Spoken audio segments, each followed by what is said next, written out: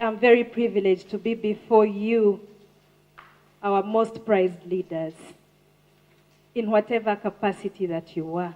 It's my honor to be around you and to spend this afternoon with you. It means a lot to me to see young women choosing to love on their country and sacrificing their lives and their free time and their knowledge and their expertise for the service of the country. So thank you very much. But pay attention to the little that I have to say, because maybe you will learn something. What we have in here, in this room, is women from different regions. I see women from the north, women from the east, women from the west, women from the Uganda region. We don't call it the central because that's how they want to refer to it. But all of you speak different languages, you have different culture, you have different religions, different skin tones, but we have one thing in common. All of us here, minus the three gentlemen, okay, I'm the cameraman here, we are women. Women of Uganda. Not women of Congo, not women of Tanzania, but women of Uganda. And all of us have one thing that we so much desire, that is to see our communities become better. The other one thing we have in common is because we want to see our country free, and we want to see our children have a nation that they will grow in and explore and become better people. A country where they'll express themselves without anybody stopping them. What we have in common is the urge to serve our people. Now, you people should know that you are a very special breed. Many women would rather do whatever they do just for their families and their relatives. They don't look at the bigger picture. They don't care much about what the other children in the other families are going through. They don't think about what the other mothers are going through. But you are different because you're looking at the wider group. I want to appreciate you for choosing to offer yourselves for this service. Thank you. I want you to know that this job is difficult. I am in my own capacity. I am not at the front line like you are.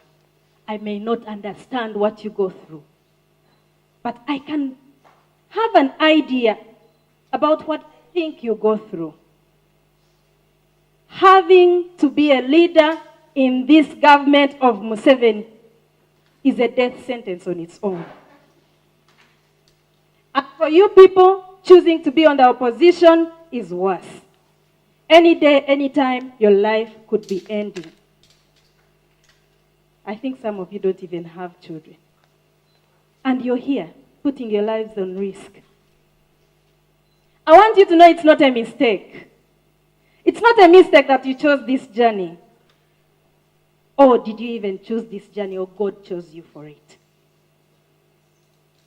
Some of you don't even know how you ended up on this street here. Because it is a calling that you have. Even if we asked you how you walk in the night from work without fearing, you don't know, because God gives you the strength. Now, there's another thing that I need you to know.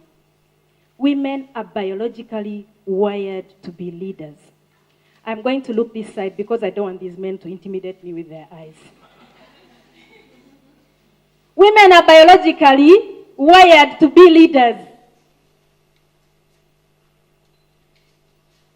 The biology I'm talking about is something that has been tested. It was published by a doctor called Daniel Amen. Daniel Amen did imaging of brains. 46,000 brains. Brains of men and women.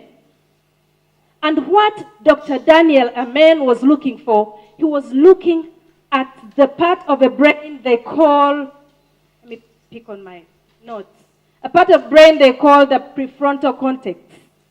The prefrontal cortex is the brain, the part of the brain that works on the executive part. It is the CEO part of the brain. So among the 46,000 brains that he scanned, he noted that women have the healthier part of that brain. That part is healthier than the men's. Now, what does this part of the brain help us with? All human beings have it. The men have it. The women have it. But the women's frontal cortex is healthier than that of the men. And this part helps us with judgment, organization, planning, decision-making, problem-solving, and learning from our mistakes. The men's are on the boo side, like the boo side. The men are not doing well in this part, but the women are. So it is not a mistake that you're in the leadership positions that you are. Your brain is already biologically wired to excel in this position.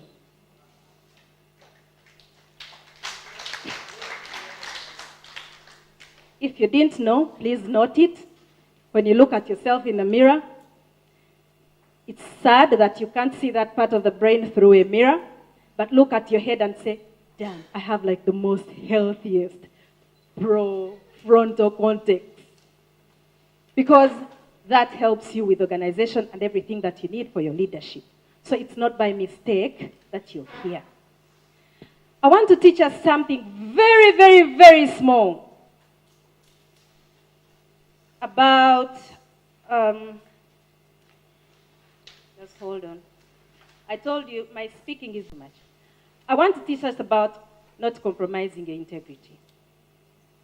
Now, if you know that you are biologically wired to be a good leader, you're good at organization, you're good at problem solving, you're good at learning from your problems, and you're good at all these other things that you need to be a CEO. What makes you feel not good enough for these positions? Why do you wake up every morning telling yourself that you're not good enough? I see women at NUP, you are the leaders, the ones that are at the front line. You don't believe in yourselves. Why? You are the beginning of the loss of your self-esteem. What you tell yourself is what you believe, is what rules the way you stand, the way you walk, the way you talk, the way you look. And then the other people will learn from you how to treat you. So we teach the people we lead how to treat us, because we speak ourselves into behaving the way that we behave. There are two things you should never compromise in this life. As a woman, you should never compromise the quality of your toilet paper. The quality of your toilet paper. You should never compromise the quality of your toilet paper or the quality of the water that you use to clean yourself in the toilet. Because that is the most intimate thing on your body. Whether you are using leaves, there are types of leaves that people use in the toilet.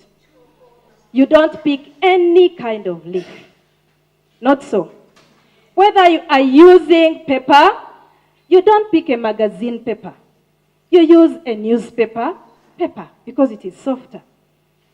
And if you are lucky enough and able to buy toilet paper, you have to look for the best in the supermarket. So, before you speak to yourself, treat yourself well. Okay?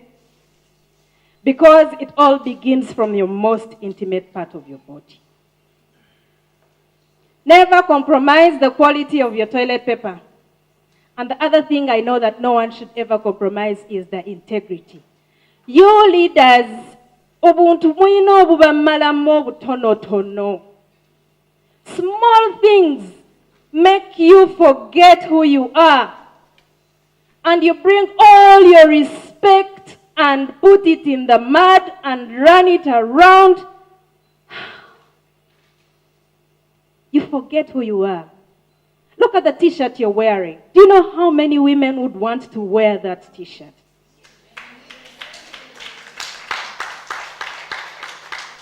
Do you know how many women would want to be called the title that you have in that position that you are? Why then don't you feel like it? And they call you and they give you a microphone to speak and you can't speak simply because you talked yourself into believing that someone is better? Is there another you in that position? It is you in that position alone and a deputy maybe. But that one is also a deputy just. Are we together? Stop speaking yourselves into being smaller than you actually are. And when you get a challenge where the options do not do anything that makes you compromise your integrity, because integrity is all you have. When the titles are gone, when the positions are gone, when everything is gone, you stay with a name.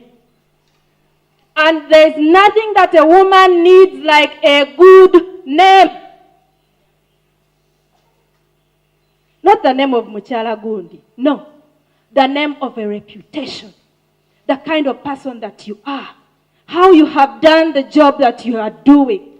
How you have executed the duties that have been put before you. Are you carrying the work with grace? Are you using the necessary force? Are you putting all the expertise on the table? Are you giving it your all? Are you there saying, I have this position, now I can use it to get what I need for myself, regardless of what everybody else thinks of me?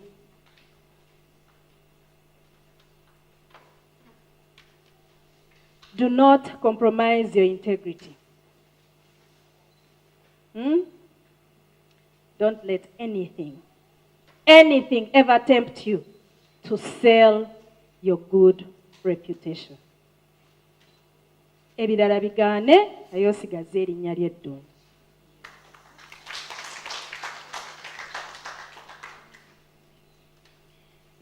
I want to conclude by thanking everybody that came here today, especially the speakers. We really needed their guidance. Thank you so much for listening to me. I like to see new faces because today I'm seeing very, very many new faces. I hope to see you again and take very good care of yourselves and send our love and greetings to the women that you lead in your areas. Thank you.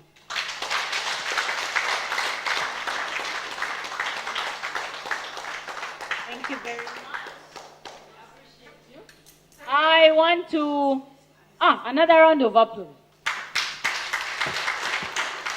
Reach the last woman in our communities. I'll answer one question at a time. How do you reach the last woman in your communities? We have the top leadership. We have the people that follow there. We have committees. We have leaders in the communities, just like you are. Ladies, you are our vehicle to the person and the woman on that village. Chiza, it is your duty to make sure that the woman at the bottom knows about NUP. Your sole duty, and I think the only duty that is like a major duty